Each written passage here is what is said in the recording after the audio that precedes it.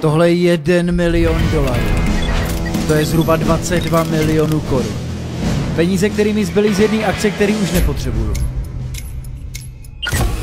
Tak já je teď někomu z vás dám.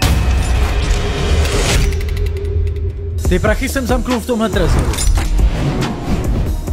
Aby se k ním dostali, potřebujete tuhle kartu a správný heslo. Ty karty jsou teď v kinech po celé republice. Stačí jenom přijít na ten správný film. Heslo v té kartě je 10místný číslo.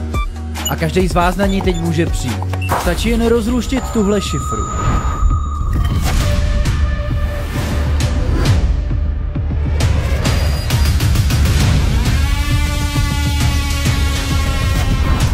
Není jednoduchá, ale existuje k ní návod.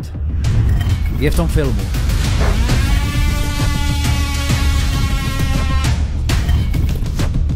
Ten trezor stojí tam venku.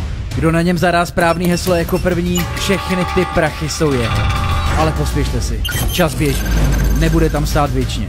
A v oběhu je i jedna karta, která nepotřebuje žádný heslo. Možná to bude ta vaše.